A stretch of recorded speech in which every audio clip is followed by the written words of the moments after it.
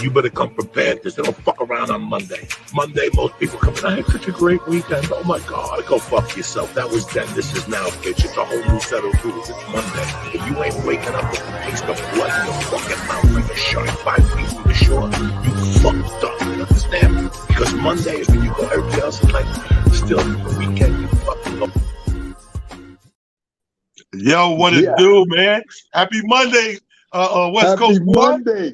What's going on there, big fella? Kings of Hey, all man, kings. listen, bro. I can't call it up. I'm having a great day. You know, switching term means we're going to have a great week. You know what I mean? First and foremost, Amir is back, ladies and gentlemen. Official news announcement. Shawn Harvey has been added as a host to the show. So going forward, you're going to see the 3 hosts get together and ping it. Of course, we'll have our guests and all the usual suspects and stuff like that. But I think that's great news. Everybody loves Shawn. We want to cross promote Shawn Harvey Morning Show Monday through Friday in the morning. So we want to get these fans cross love. You know, love is love. So we're not stopping nothing. Did you do anything crazy on your weekend? How was your weekend? The weekend was good, man. I mean, I'm out here on the left coast. You know, like I said, I was making some moves. I had to switch places to live, so I've really been, immersed in that. So I really didn't get a chance to do too much while I've been out here. But the weather's been incredible. It's been in the 90s, so every day has been 92, 95, 94, something like that. So that's been really incredible. And then it's always just cool to have a change of pace, and as far as the weather goes. So I've been just excited about that. I just took a look because I'm back in town the end of the week. Mm-hmm. And I see it's like in the 60s, back home. So I'm like, wow, that's going to be a drastic change because, like I said, it's been in the 90s, been in the 80s and the 90s since I've been here.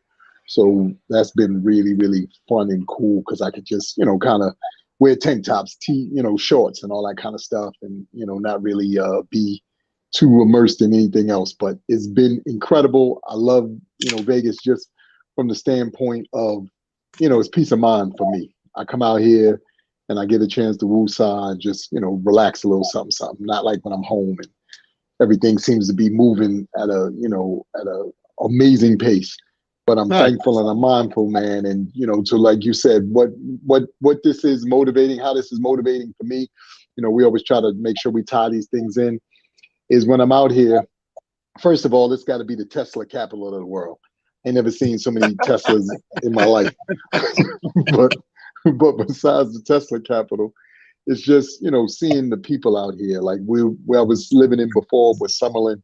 I'm now in Henderson. And thus far, the people here in Henderson are incredibly friendly and nice. So that's been really, really cool. And then, just to put a fun spin on something. So one good thing did happen. As you know, the 20th is the, I hate to say anniversary, but, for lack of a better word, it's the day that, we lost Malik.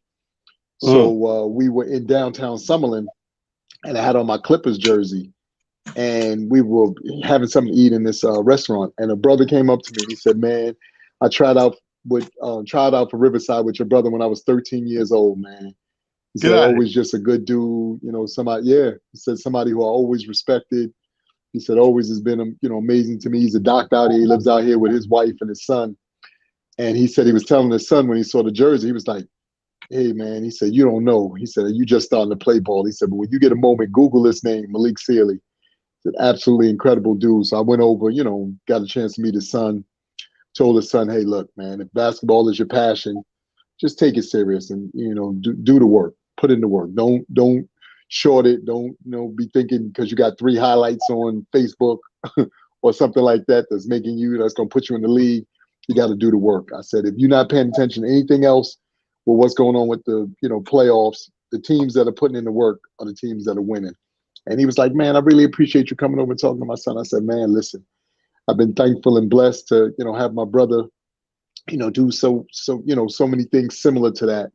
And like I said, for you to come over here and to, bless me with your memory of him, on the day where we lost him, was just a sign. So he was like really thankful and everything. So that is one dope thing that did happen this weekend. So I take that back. I did have that experience. I was thankful and mindful of that, That's crazy. It was so good weekend's a good weekend, bro.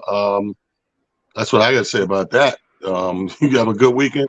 I always tell people like this because I talk to people every day, even inadvertently, like jumping in the Uber from point A to point B. Hey, how was your day? He'd be like, oh, you know. And I was like, did anything bad happen? He'd be like, nah. I'd be like, then it was a good day. If nothing bad happened, we got to start looking at things through that lens, bro. If nothing bad happened to me, how dare I say it wasn't a good day? It was a great day. I got to live life from the moment I woke up to whatever time somebody asked me that damn question. And to me, that's a good day. That's a win to me. Anytime something negative does not happen, that's a win for me. My weekend, bro, was stupendous. Of course, I'm still in. Got a full week left of the birthday festivities, so I'm still in that zone. I started at my room, Truth Lounge, Thursday. That was a beautiful show. When I tell you, I put up 6 comedians, which traditionally, that's double from what traditionally 3. End up putting up 6 comedians because young lady popped in town from Houston, had this guest spot, blah, blah, blah. I booked 3. It was great. So that kicked me off. I went home feeling good on that. The next day, Friday, we had the bowling thing. Shawn Harvey came out and support me and Kenny Williams out there for the birthday bowling jam, which was dope. Great turnout. Believe it or not, we had broke the room into teams, and the shit went down to the wire. And you ain't gonna believe this shit. My boy Ricky D was the worst motherfucking bowler in the world, right? This motherfucker couldn't hit a pin if he was up on it. Guess what? The game is tied. 3 seconds left. This motherfucker throws a strike, gives us that 1 point to take it over the top and we win the shit. I was like, that reminds me of basketball. Now you play pickup ball in the street, and that one nigga who's a bum, nigga trash, can't hit nothing. If you point game, that nigga hit game. You be mad in the muff. Nigga, we ain't guard you all game. You couldn't hit shit in the bum. Like, and this nigga hit game winning shot. That should have drive you the rest of the day. So that's what Ricky D did. The bowling was great. Thanks to Brian and Kimmy, my friends who are a couple who came up with the idea like, let's add this up. Let's make this. It's all right if it goes well. Shit, you know me. I always got slots for shit, so we're just gonna make this shit an annual thing, which is official. And then Saturday, all the shit we had to do was in the daytime. A lot of virtual work and shit, and run around and call myself going to go to the movies. Never made the movies. That shit never happened. And so we was just, ended up having meetings, and we had I think we got done with dinner meetings about 11:30, and because of dinner, drinks, and all that shit. So we got work done that way. And then Sunday, bro, yesterday I had the honor of being in Harlem, your stomping grounds, fucking with my girl, comedy cougar, Christine, and had her little comedy brunch thing. Smokey came by. Speedy, our boy's basketball buddy, Speedy was in the building again. We had a great time, and so the weekend was dope. But here's what the dopest shit. Out of all the great shit that happened this weekend, you ain't gonna believe what's got me amped up, feeling fucking great today, and better than anything I could imagine. My dog took a shit today. Nick, I call them blockers, because let me explain to you what's going on. My oldest dog is 15, right? So he developed in the older age, the last couple of years, developed these hernias by his ass. So I took the nigga to a vet, Sean. Sean, you need to hear this because you just got a dog. I took the nigga to the vet. The vet nigga like, oh, okay, yeah, bring him in. We get some blood work done and see what it is. We won't come back because I just knew it was a knot. I didn't know what it was. He comes back and said, yeah, it's hernia. You know what I mean? So how old is the dog? It's a 15. He said, so what do you want to do with it? I said, well, what's my options? It was like, well, your surgery is going to cost this amount, boom, boom. I said, oh, no question. Let's go. Get the surgery. Okay, I got to get, because the vets, most of them don't do their own work. You know what I mean? So he's like, let me get in touch with the surgeon and blah, blah, blah, and get back to you. You ready to do it? I said, I'm ready to do it yesterday. I want my nigga, I can tell he's uncomfortable, and this nigga forgets all about me for a couple of weeks, right? I'm having to deal with my homie over here, uncomfortable as a motherfucker, and the hernias move, so he constipated. Well, I call the place back a couple of weeks. I said, yo, let me speak to the doctor. I said, we good? What's up with the surgeon? Oh, you know what? Bring him in, response to test. You ran the test, nigga.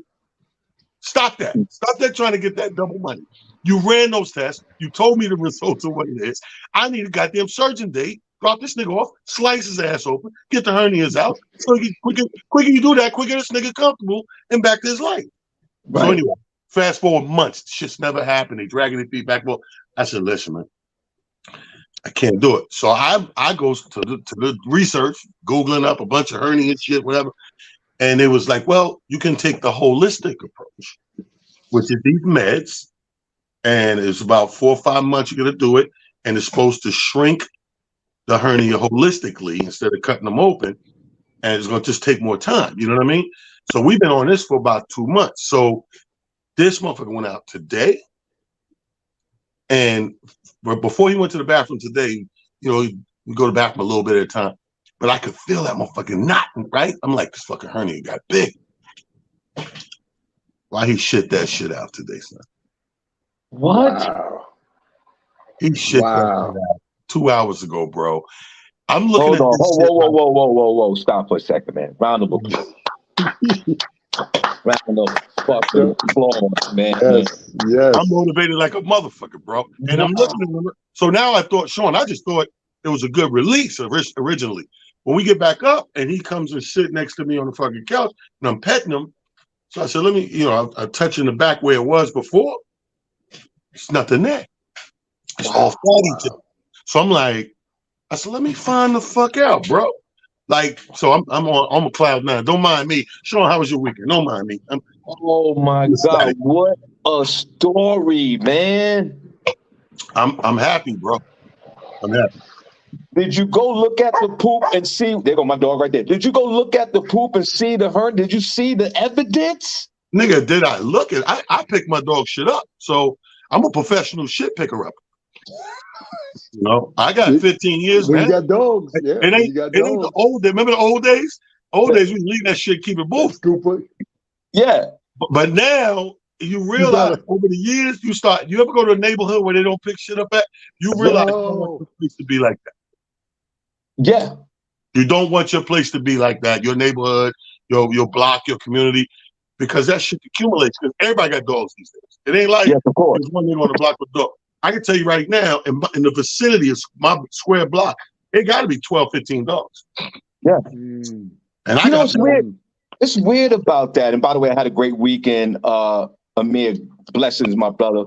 That bowling tournament was absolutely amazing. It was what a night. And he's right. Not only did Rick, the ruler, win the game for us, when he threw that strike, it was almost poetic. It was the perfect strike. The ball went right down the lane. You can hear the nigga on the mic. The nigga on the mic is like 5, 4, 3. That shit says, This one. You can't talk to him though. Now you can't talk to him. It was and you know what? Before we get back to the dog, Amir, I was standing right next to Tyler. He really didn't even want to bowl that night. He was like, I got to put the shoes on. Oh my God. You know, he came in there with his John Dillingers on and he didn't even want to bowl. And to come from that situation to winning the whole pot on the last strike, the last attempt of the night was amazing. Great time. Barry Blends, Barry B. Man, he killed it. It was just a great opportunity. Thanks for having me, and I'm so glad that I was there. Now, I don't know if it's you or you guys. I have my dog now for a year and a half, and I've been around dogs all my life. But I don't know if it's me as you guys, but I don't got no problem picking up. I could pick up my dog's poop in my hand. I don't care. That's my guy. I could do if I had to do that, I would. I got no problem. But when I see other dogs poop, I don't like that. It's nothing to me. Well, Shawn, that's like changing a diaper. You're not gonna go up to some random baby. I got it. You're not changing shit on a random baby.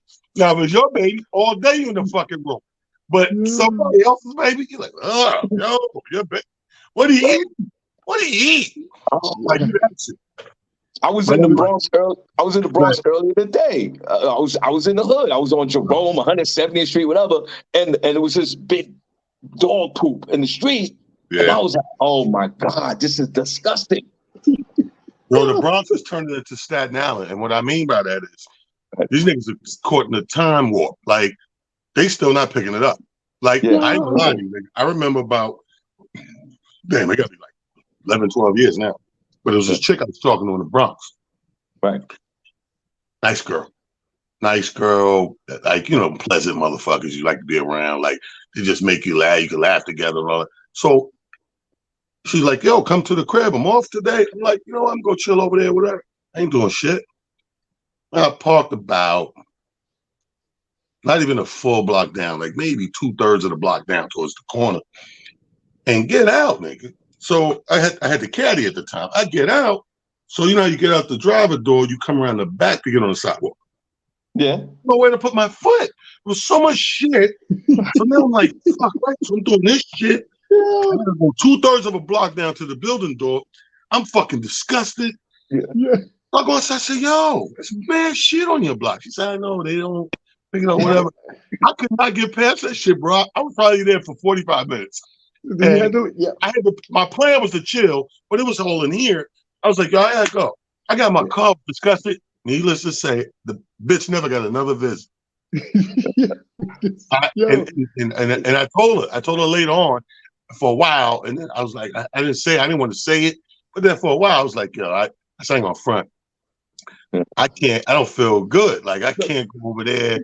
You know, like if I see that much dog shit, my brain starts doing different calculations. Like, oh, somebody gonna play your radio, somebody gonna break a window. If you could hold this much shit on the sidewalk, surely a nigga could bust in your car, nigga. If a nigga don't give a fuck about it, anyway, that's neither here nor there. We got to get into everybody's like, these things talk about dog shit. All right. Welcome to Motivation Monday, everybody. If you missed the announcement at the top of the show, we will not be on next Monday. We'll be playing a repeat show because it's Memorial Day and everybody needs to pay homage. And, you know, have a memorial time and do they cooking out, they travel, whatever they do for the holiday weekend. Just be safe. Also, big announcement. You see him right there. The comedic extraordinaire Shawn Harvey is now officially a co-host of Motivation Monday. Yes. The vote it was a landslide. He beat Trump 63% of the vote, and he's now part of the show. All right. So, with that being said, thank you. Let's dive right in. I teased it last week. I don't know if you remember, Shawn.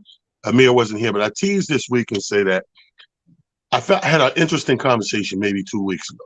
And I said, I got to bring this to Motivation Monday. It's very interesting because somebody who watches was talking to me and was like, well, you know, I watch all the time. Oh, so you be motivated? Well, sometimes, depending on what I'm going through, right? So we get all into I don't know what that means. So we get into the conversation. And in depth, they go on to explain to me that they was going through a breakup, some sort of heartbreak thing, and they've been together a long time.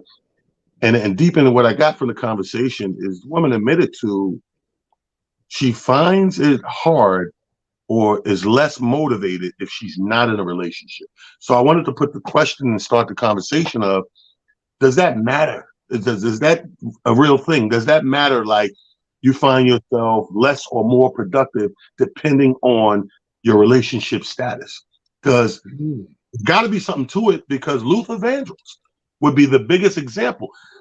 When people say, oh, skinny Luther, big Luther, Luther's weight droppage of that drastic proportion had to do with him being heartbroken. He said that in his own autobiography. He's like, when you look at me and I'm a certain weight, you wonder why I'm that weight, and then I'm this weight in this video, whatever. He's like, he said, my eating habits and everything gets all screwed up if I'm heartbroken. If I break up, when somebody break my heart, or I lose somebody, whatever, and that I'm in love with, it affects that way. And this girl was not just putting it into like I'm sure it changes eating habits or whatever. It wasn't just that. She went to the point of saying, well, I just don't feel fucking motivated like I am if I have a significant other. If I'm in a relationship, I'm usually happy. And if I'm happy, I do. She said, but if I'm not in a relationship, I'm way less happy. And if I'm not happy, I don't give a fuck. So it happened when it happened, or I do it when I do it, and that's that. Do you guys feel that way? Wow. That, you know what? It's interesting because I think that there is some validity to that on both sides. I know, or seemingly, I feel like where guys are concerned, in some cases, not all cases, we're not as motivated to do certain things because guys live by, a relatively simple code. You just want to eat, we want to chill, and we want to fuck occasionally. And we kind of good, with those three things. If you deviate from that in any real way, we kind of try to rock with it. But those are the three main things that kind of keep us motivated. Now, the funny thing about you bringing this up from a woman's perspective is I think that it is interesting because I was under the impression that women are the driving force sometimes seemingly behind us. So usually, we, from a pubescent stage, start with the cologne, we start with the shaving, we start with the even taking a shower or a bath, only because we got a shorty in our life. We don't give a damn. And you're around just your brothers or whatever, y'all niggas can smell like African musk. And nobody cares. We just be like, yo, son, you stink, but it's all good. But I feel like, once seemingly you get a lady in your life, you make some, immediate changes, at least to yourself and to how you present yourself and even your energy towards life sometimes. So I do think there is some validity to that.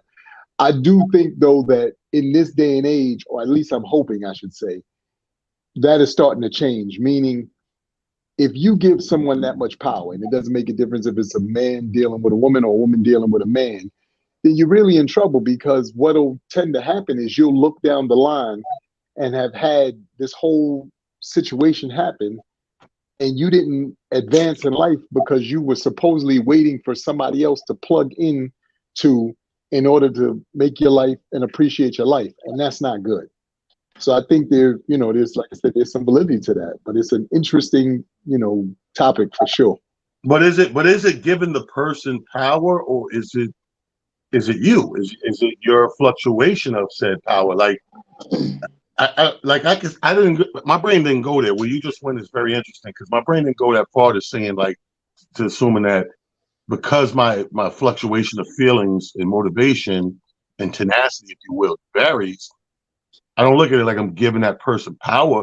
I just think it's a thing because it's not one person. If it's happening on and on and on, as you go through different relationships, I'm looking at it like it's a state of your being. Like I'm in a relationship, that's a state of being. Or I'm single, that's a state of being. I think it's the state of being. Now, when it comes to work, I'm a little less productive. I know that for a fact if I'm in a relationship. What do you think, Shawn? Well, first of all, I want to say it's just an honor to be a cast member of Motivational Mondays. I applaud both you guys and all you guys that are listening. I truly appreciate you. And that's what makes Amir Sealy so great and just a dope co-host on this show. You see how he took it left and went someplace where you sort of like, it's like mental gymnastics where he took this situation to it. I appreciate you for that. Yeah. For me, when you said that, it really touched my heart because that's sort of like I'm that way. Do I have any codependent issues? I guess I do. Because when I was single, I wasn't as happy. I was a happy person and I was doing my thing, but it wasn't to my utmost potential when I was in a relationship because I was the worst single dude. I was the worst single dude on earth. I was single. I had an apartment. I had no furniture in it. I had a kitchen table, a couch. And I'm like, wait a minute, I could build an empire here. Bring them all in. Bring them all in. We could slay them all. This could be a sex house. And that wasn't even the case. And then when I got into a relationship and then, eventually I moved out and I moved in, I felt much better about myself. So when this woman says this to you, it made total sense to me. I was a happy person single, but when I got into that relationship, it did take my happiness to a whole nother level. But I was really concerned that living by myself, I'll be honest with you, I don't like living by myself. Let's cut the bullshit out. I have codependent issues, and I don't like being by myself. I don't know how to cope with it. Yeah. But you know what? I give Shawn credit because that's real talk. See, there's a lot of people, to be honest with you, who won't be real with themselves first. Right. We tend to, put things out in the universe, or, we make it a group saying, or make it a saying or a feeling, like you said, or even a moment, as you just described, Talent. But the reality of it all is you are your own everything. And a lot of people don't know how to be their own everything. A lot of people are, codependent, like you said, on specific things that allow them to be what they need to be and how they need to be. And because of it, then you have all these other things that people then find themselves really having to deal with and having to look at. The ability to be better, if that's what you call it, shouldn't be based off of somebody else's idea of what your better looks like, because you should have your own idea of what your better is or what it looks like. And too many of us don't. We tend to allow other people to give us or paint a picture for us, even though we have a clear understanding of who we are, how dope we think we might be, and all this stuff. We are allowing all these other people to, etch your sketch and erase your joint and start all over. And because of it, then you have this, weird space that you find yourself in, I'm trying to live up to this over here, but I really feel like that over there. And I think that all these things contribute back to what you're saying, which is people figuring out that I'm maybe not as good on my own, only because like Shawn just said, I don't do good by myself.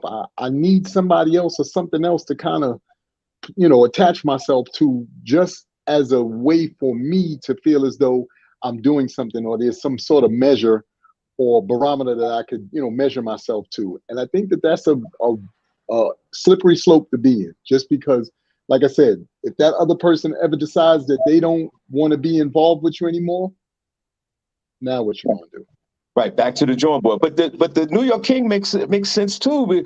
He just said, like, even when I was single, but all my other relationships were thriving, recreational, contractual, the comedy, and all the business that I'm in. All that's fine.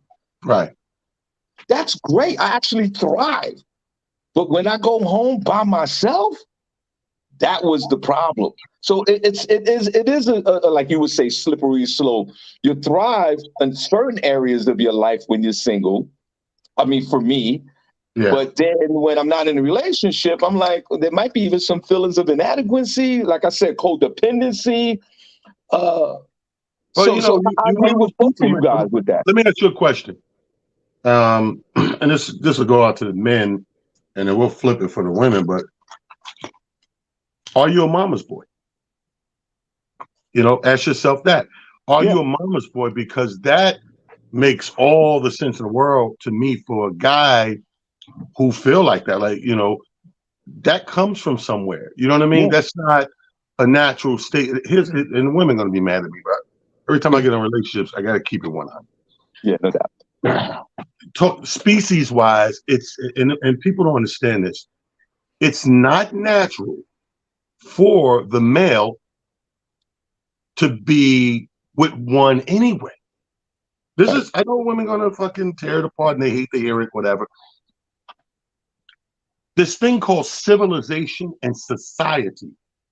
We have, not we, because we're born into the shit by the time we're born, but back in the beginning, these things, they put these rules in place because they always said to themselves, we're human and we're above every animal. Even though human beings are animals, they said we're the top species on this planet. We're better than any other species. So we're going to put these guidelines and rules together and move accordingly. And this is what it's going to be. So we live in that world with marriage and engagement and monogamy and all those things that now go under the list of right, and everything else is wrong because you need to be doing this. This is the mold. This is the blueprint. Blah blah blah. You ain't doing this. You fucking around. You wrong. Okay.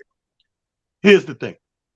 If you and I got friends, just like you, I got more friends that feel a need to be around a significant other or a woman or a case. But some of us grew up mama's boys. Yeah. Now, was I a mama's boy? Absolutely. Yeah. I'm still a mama's boy. She dead. I'm still looking for the titty to suckle. You know what I mean? Yeah. She's been dead. I got big ass picture in the living room, picture over there. Yeah. So I'm a mama's boy. So I know that I do thrive and want that same companionship. However, it's like anything else in life. When you take on something, there's things you have to give up.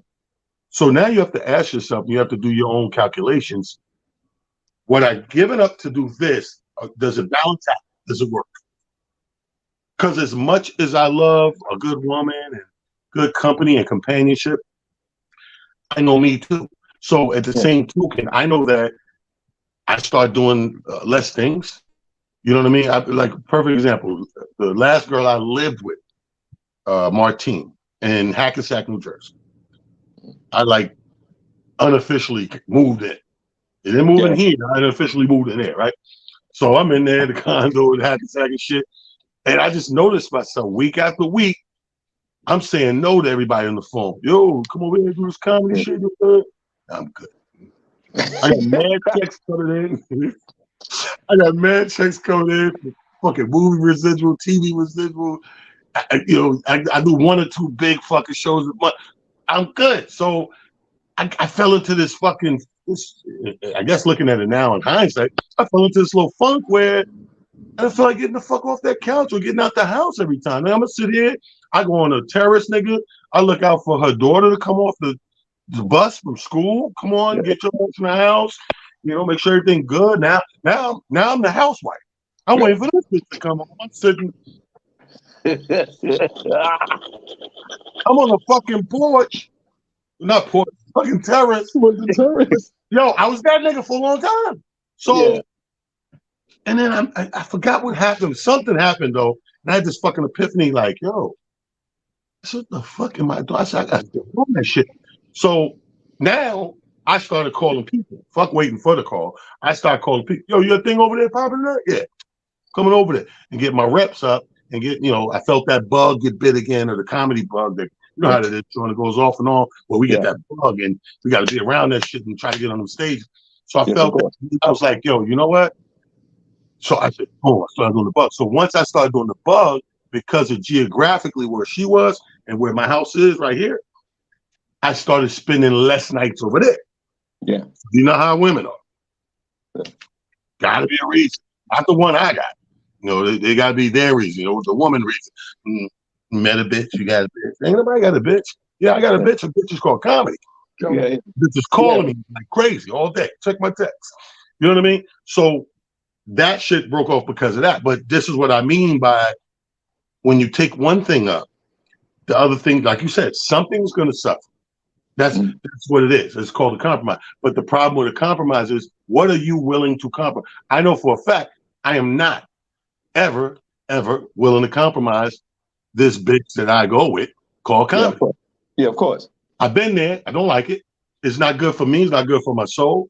You know what I mean? I'm organically off balance. That's happened to me in previous relationships where, I'd be like, me and the mailman, like we chopping it up every day. Gotcha. Like the dude at the grocery store. When you're busy and you're working, these people are, they're in passing. It's all respect. Hey, what's up? What's going on? How you doing? But when you start conversating with these people in the neighborhood, when you know the guy across the street and you're sitting there talking to him for 45 minutes, why are you doing that? Because you're right. You're compromised. And comedy's that's for me as well. Comedy is my first love, but I was in that situation. I know the neighbors. I'm going to the bowling alley. I'm doing the shit that I'm not supposed to be doing. I'm supposed to be out there being funny and putting in that work. And you're right, it clicked one day. And I looked at this woman, I said, I got to go. I can't do this. I'm looking at the flyers. I'm not on none of them. I don't understand what's going on. Get out of that. That's so funny you said the neighbor shit. Because I got in trouble with the girl running for council over here one time. And, I know her husband. So we get our haircut same place. So inadvertently, I know her, right? So she's running for council. I get the phone call, random number. I don't know. Hello? Hey, T, this is Debbie. This is so-and-so's wife. I said, oh, hey, how you doing? Nothing, man. I'm just out doing my thing, trying to get signatures and knocking on doors and getting to know the community, face to face and all that. And your neighbors, they say, you don't speak to them. I said, what? She said, you get a minute, you see him, just say hi or something, whatever. I said, what? Like, first of all, it's true. It was true, right? it's true to the fact that this little ass in the cut block I live on, nobody even know me. They don't know I'm here. Like the hours I come and go, and mama, you got to catch me out there with my dogs to catch me. Like, cause I'm not out there for shit. This before the pandemic. You know, the pandemic, we took advantage of the yard, obviously. But before them days, like nigga, I'm pretty much a hermit. Me and my dogs, I come home. My job is around people all the time. So when I'm bringing it all the way down, I need no people around. I want to bring it all the way down. This is my sanctuary. But she said, yeah, I knocked the house to the left of me, right? Big Jamaican family over there. She said, I knocked on the door. The guy was like, yeah, you know, the comedian Talon lived right there. And she's like, oh, I know Talon. Like, yeah. Not a friendly guy. The guy doesn't speak. So when she told me to see how we laughing, I laughed my fucking ass off for an hour. So then the first opportunity I got, I'm in the yard, it's a beautiful day. The guy's over there raking or some shit. I was like, hey, what's up? He's like, hey. and I'm gonna tell you something. This is how fucking disrespectful I am. Oh my God. The only reason I really, really like befriended them first on the block is because the nigga got the snowblower. Right? So yo, right. Let me tell you how spoiled fucking is a word for this shit. How fucking entitled I am as far as house shit, right? I don't do no house shit, bro. I've never did no house shit in my fucking life. Like for real. Not bragging, but knock on wood. I just never did that shit. I feel like if I work hard enough, I'll have the money to get whatever I need done. That's my belief in life, period. So, but my landlord, my I don't. He's like, Bob Veely, be anything. Like, so I never had to do. I don't lift a finger. Like, you just open your door. I'm going out. Salt's already down, or whatever needs to be done. Weeds, the fucking what do they call them niggas? Landscapers, all that shit. So when it snows, one day I remember waking up years ago in a blizzard. I'm looking at myself like, oh fuck. I said, I guess I ain't going nowhere. But then like I lay back on my couch and watching some bullshit, and I hear, I'm like, who the fuck? And when I look out, the nigga next door, he doing all my driveway. I mean, my walkway up. He does his shit, but he comes and he stops after our shit. He does our shit together. He comes in, does another strip up the driveway in case we want to go through the back door. He does that shit. He comes up the walkway. Yeah, all the way around to the back porch and shit. I said, yo, I need to speak to this nigga. It's just a matter of time before this nigga go, man, fuck that nigga. You don't never speak. So the first opportunity she told me, I said, hey, buddy. And it was like, oh, shit. But it's funny because Shawn said the word neighbor. But you're right, Shawn. When you get into that other zone, now you're doing shit. I shouldn't be here doing this shit. Yeah. There's somebody that needs me on a stage somewhere. And more importantly, I need it because we're in a highly competitive business. I told some comedians this last week. The field that we in is so super competitive, bro. It's worse than the 80s and 90s when everybody had a rap demo. Yeah. Remember how rap was? Yeah. Like through the 80s and 90s, a little bit 2000, but everybody and their fucking mother had a demo. You couldn't see a motherfucker in the street go, yo, you listen to my shit, yo, or selling it or whatever. Like every nigga in your car, they give you a ride somewhere. You got to listen to this nigga demo. Yeah. Because you need to ride. Yo, where you going? Man, I'll take you. You be like, oh, I got to ride. Hey, come this nigga. Hey, tell me what you think of this shit. God damn. Right. But you know what, T? You make a, you and Shawn both make a compelling point with, what you just said. I think, the greatest thing is, first off, you're absolutely right. I think that is such a misnomer about men, or one of the differences between men and women. And I think the biggest thing is this. Our loner energy, because I'm not saying that there aren't women with loner energy, because there are, but in particular where men are concerned, it isn't for the reason that women think, because usually everybody thinks it's on some cheating stuff. You cheating? No, it's not. I just need some time and some space to myself, because to a point that both of you made about being in relationships, is a lot of compromise. And whatever the compromises are, they are compromises. TV shows you watch, the amount of time you get to do stuff that, you like to do versus the stuff that they like to do. Right. There's all these different things. And I think what tends to happen is we get into a mode where we're present, but we're not present. So it's like a out-of-body experience. We're just going through the motions, and you act like, all the things that are happening are things that you are present with and happy with and all this stuff. But in all reality, you're like, God, I could really stand some just time to myself and doing some things that I want to do the way that I want to do them too, because there's that part as well. When you get the right woman, they want to make sure everything is perfect for you. Well, why are you eating that? You shouldn't be eating that. You'd be like, look, I don't have an issue with the stuff that I eat. You got an issue with the stuff that you eat. I don't know why you regulating me, but okay, I'm gonna, let you live, because right now you feel like you're doing something important. But It's all these kinds of things that I think we tend to, find ourselves having to deal with.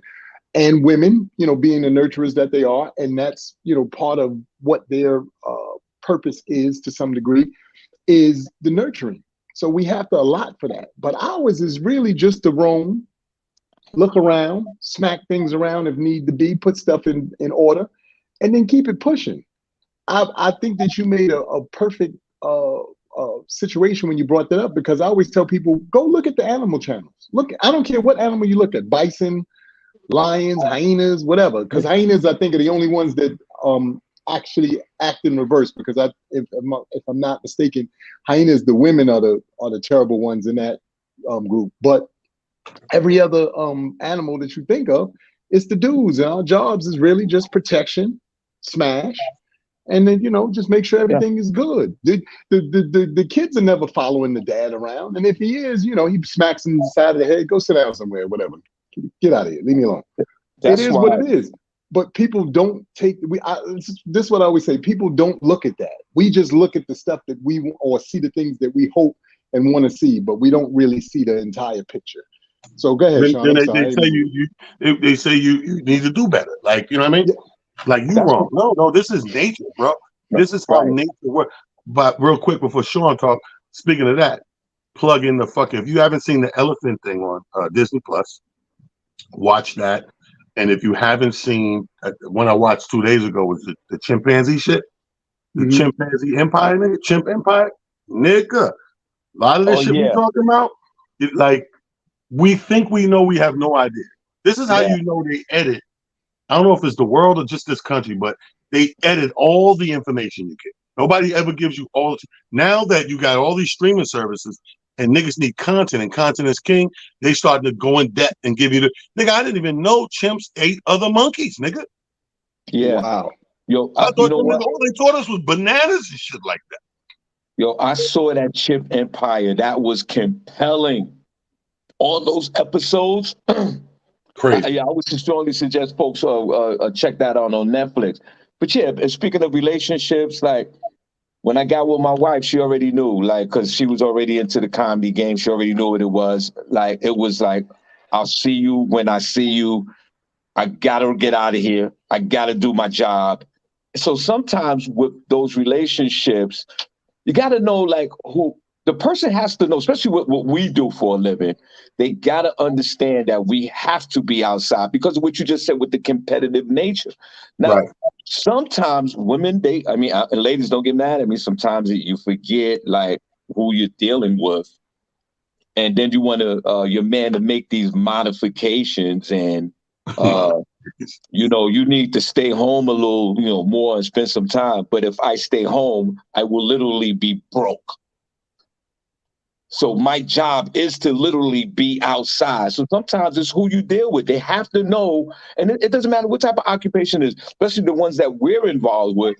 Ladies, you got to know if you're dealing with a man like me or talent or any kind of entertainer or anybody running around like that, you got to know that we are dedicating most of our time to our occupation that we love.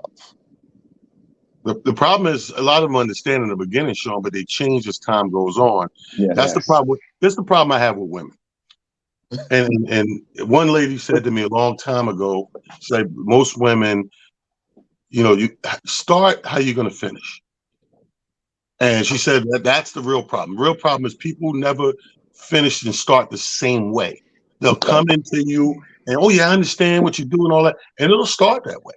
But as time goes on, it's in a woman's nature for your attention. If she starts to have feelings for you, for your attention, it's in her nature to be competitive. And even though that's your work, it really is like another bitch because it's taking your time. And I want your time. So that understanding, slowly, not so much. And the next thing you do, you find yourself in these situations or arguments or discussions over that. You know what I mean? And again, the beginning, no, it starts with, no, I understand what you're doing, blah, blah, blah, this, that, yeah, no. Every single one. No real I'm talking about real girlfriends like that. I would say, yo, we, beyond dating, we kind of was a thing. Everyone, same thing, recipe for failure. The main ingredient is competition and insecurity. You cannot let those things seep into the pot. You're going to fuck the whole gumbo up. Yeah, of course. The whole goddamn stew is going to be nasty. Yeah, it will. Because you let two nasty ingredients. And I'll add to that. And fucking insecurity. Disgusting. And I'll add this to that because I was talking earlier to somebody and I mentioned this to them. We have to understand this as well. The beautiful qualities that you find in your significant other, I don't care who you are, man with a woman with a man. If you think you're the only person who sees that in your significant other, you are delusional and fooling yourself. So stop doing that. People kill me. They act like, if Shawn Harvey is a suave, cool, down to earth dude, he has some button that he could push and turn that off when he gets around people. So he's not that Shawn Harvey to everybody else. He's the same Shawn Harvey everywhere he goes. Talent's the same talent. Amir's the same Amir. I hate the fact that men and women want you to edit that. I need you to edit that. Edit it for what?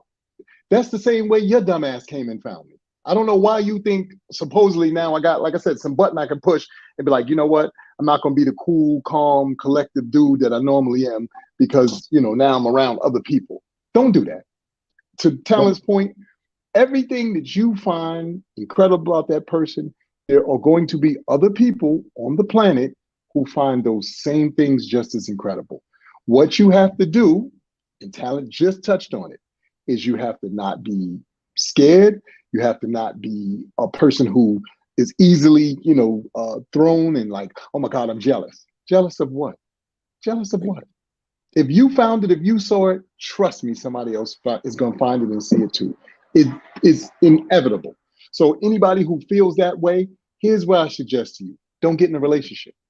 Yeah. Just hang out with that person or allow that person to be a part of your world if and when time, you have that opportunity or you have, that kind of time frame. But other than that, keep it pushing because they're trying to shut people down. They're trying to edit people. For who and for what? Nobody likes editing unless you are work in movies and things like that. But regular life, who wants that? Who? Right. And you know what? To both of you points, Talent, you're right. Like you got to have that internal clock that's inside you. That bell got to ring and go, wait a minute. What am I doing here? And it has nothing to do with comedy. It just has to do with general life situations. When that bell goes off in your mind and your soul and in your heart, and you know that you're not living the way you would love to live, you have to not ignore all those warning signs. Because yes, you will fall up in that rut. Just like Talent said, he was out on the patio waiting for the stepdaughter to come home. Right. Can't fall. When that bell rings in your heart, you got to answer it. Because if not, you'll be left broadside and you're done. And then 5-10 years go by, then you're regular. You got the flannel shirt on with the suspenders. You're driving the Corvette. You're looking crazy out there. You're going to church every Sunday. It's great. You're a deacon now. So it's unbelievable. I don't want to be the deacon with the flannel shirt driving the Chevette. Like, no, not doing that. But that's the real shit. So to go back to the beginning, if people jump in late, we're talking about being motivated, and we're talking about either being in a relationship, how does that dictate or affect your motivation mode and mood, if you will. Do you slow down when you are with and speed up when you're without, or vice versa? Again, to each his own. I know everybody deals with it differently, but the one thing that I think motivates me as far as love goes, for sure, is my kids. Like without even thinking about it, because again, I said this a few minutes ago, I have a thing about me where I'm a go-getter, I'm a builder, creator, a workhorse like no other. But I do that for a reason, because when it comes time to pay the piper, I want to be able to pay the piper, whether that's the landscaper, whether that's with the shoe hookup. Last night I bought some boxer briefs. I was dying to get some boxer briefs. My schedule kept lumping up on me and never got to a Burlington or a store where I could get them. So the hookup nigga came out a couple of days ago. I said, yo, you going downtown? You getting all this shit? Give me some boxer briefs, nigga. They came back with a dozen last night. I was like, bomb, I'm back in the game. So I feel like you work to do that. So my kids, like right now, it's changing because my youngest is a year removed from about to be the next one in college.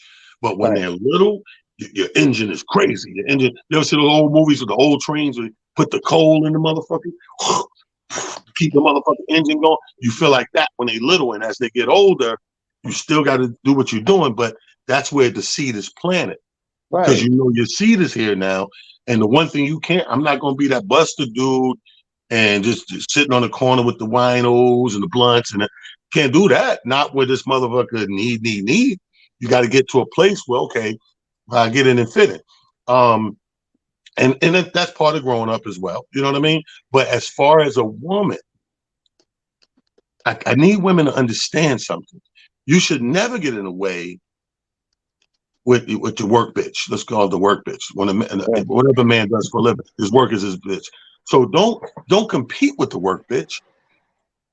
Gratitude. Be gracious and appreciative. He got a work bitch, because when you want to go to Ito's, or you want to go to City Island, or you want to go to fucking Morton Steakhouse, or just see fucking Fast and the Furious, whatever the fuck you want to do, if the nigga didn't have a work bitch, you can't do it. No, exactly. And that goes both ways. Even when the women have their work bitch, or women have their career. He done made the bitch a lesbian. When a woman got her work bitch, okay. Well, I just caught myself. It's the same thing. It's the same thing. So the ladies out there, they're chasing their careers, and they have these passions, and they love and things that they love, like you're talking about. You could flip that and say that for the man. Absolutely. You could flip that and say it for the man. You're absolutely right. And I mean, it's like, don't get me wrong. I mean, I was listening to this lady, and she was an older lady. That's the funny thing. Like, here's the thing. To me, with age comes validity. I don't know about you guys, but because with your age, you get wiser. So if a motherfucker lived on this earth a little more than me, I'm listening. Yeah. Now, if you younger than me, you better come with some valid shit, because I'll tear your ass up. But if you went on here longer than me, I'm pretty much shutting up more, because you live longer than me, and you might have seen 2 or 3 things more that I didn't see yet still.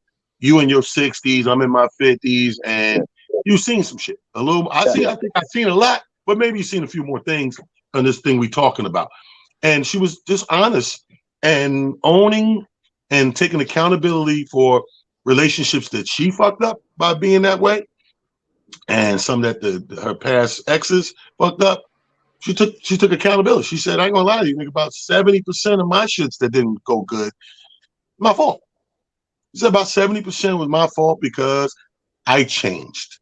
I didn't have, that wasn't a preliminary thing that if it was, it would have been okay down the line, because I kind of briefed you up front. But if I was this person up front, and then I'm this person 5 years later, I breached. I fucked up.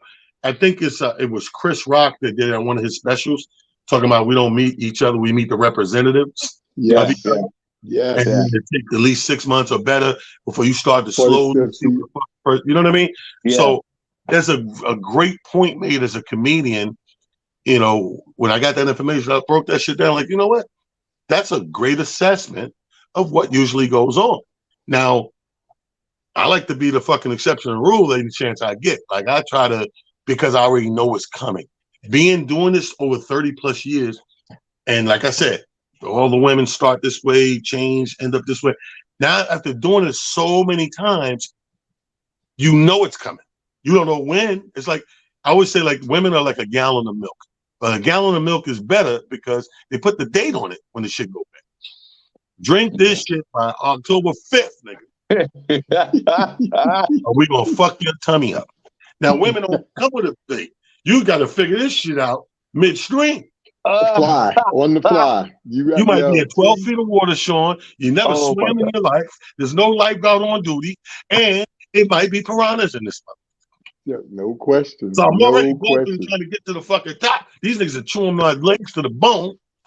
Oh my niggas God. on the side, they don't have no lifeguard fucking certificates. They like run. I'm in water. Well, shout out to the ladies. No. But you know what I'm saying? So that's some real shit to think about because, again, I'm a mama's boy. I ain't never, when nigga called me a mama's boy growing up, I ain't never, no, I'm not. I don't give a fuck. So let me ask you this question.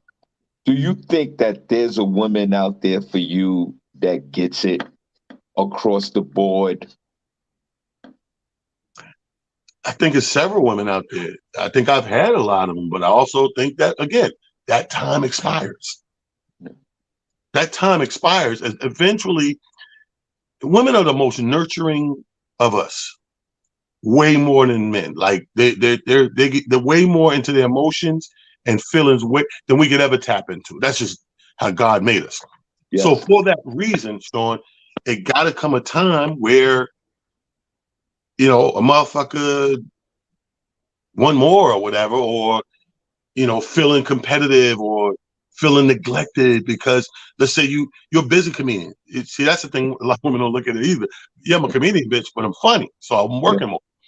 Like the ones that ain't funny, I know a lot of girls married to comedians, no complaints. That nigga ain't working. Right. I wouldn't complain either. He's always home. Yeah. I don't understand the problem. My man, a comedian, that nigga don't work though. The nigga ain't us. We out here in these streets, so you may get a fucking week, the 7 days in a week. But you know, like I know, 7 days, I could do 12, 14 shows in 7 days. And you ain't been home all week. Oh, I ain't heard from you all week. And see, that's my thing. I'll say this, and then I'll pass the mic. I'll say that. The minute I get all of that back and forth, all that questioning, all that antagonistic shit, now you technically becoming a distraction. Yeah. Now you're technically becoming a hindrance to my goals and what I'm trying to do. So now I like you. You're a good person. I didn't call you evil. I didn't call you a bitch, whatever. I gotta go. Yeah. And when I go, I go. Yeah, you're out. You're out the door. Oh, nigga, I go. You know how many bitches I run into the Family Dollar? Nigga, where you been? I left you. But you know what, T? You like I said, you made a compelling statement earlier when you said, you know, it's the work chick. And I think that, you know, and Shawn, you know, followed it up, like he said, from the female perspective. We have to learn how to respect people's hustle. I don't care what kind of hustle it is. I don't care if it's comedy. I don't care if it's a regular 9 to 5. Whatever your hustle is, whatever it is, or however it is you make your money, you have to learn to respect that because, again, another point that you made earlier is that's what allows all of the other things that you're so compelled to want to do. We don't have date night. Well, bitch, we can't date with no money. Y'all kill me with all that. There's fun things that we could do that don't cost anything. Yes, there are. But bitch, we could do that in a day and then you can leave me alone. However, these residual bills that come every month, them niggas don't take no excuses. Right. They don't want to hear you had a free walk at Botanical Gardens. Right. You ever pay a cell phone bill with a free walk in Botanical Gardens? No, it doesn't happen. It doesn't exist. So guys and women, you got to get out here and you got to work smart, not harder, smarter, not harder. Right. So put yourself in a position, like T said, to have the resources necessary to take care of everything. And sometimes the sacrifice in that is the person who you're connected to. It's not on purpose. It's not done because I don't love you. It's not done because I'm trying to stay away from you. It's done because it's a necessary evil for me to be able to get certain things done. And we have to respect that part of the game. I don't care who you are. You don't have to like it, but I hope that you learn to respect it because it is paramount to the overall survival of that relationship. I don't care what you say. No dude I know, if worth his real grain of salt, wants to be the dude who doesn't have the resources when it comes time to do the stuff he wants to do. Now, I'm not saying there ain't guys out here who, as I tell every woman I know, I want to go to the talent of Shawn Harvey show. I'm like, great. It's gonna be some cool and some good looking dudes there. And he's gonna look good tonight, but he might be a bum on your couch next week. So don't be fooled. Because you in here hype. He's a bum next week. Right on your couch. You mad at me. I told you that. I gave you the disclaimer. You didn't listen. Fucking women better watch out for those sponsor seekers. Right. You find out you'll be the Coca-Cola bitch in your neighborhood. Sponsoring this lame biscuit on your couch. Right. Get your life, bitch. You thought you was balling that night. You didn't know that was the last 200 on that bottle of Hennessy. Exactly. You had no idea that was the last. Anyway, just a good show, man. Go ahead, Shawn, close. What you want to say? No, I'm gonna piggyback off of what Amir Sealy just summed it up so eloquently. That we all have to respect each other's hustle. Yeah. We have to. Ladies, respect the hustle. And if you should be with someone who has love and compassion for something other than themselves. Respect that. Ladies, respect the hustle. That's it, man.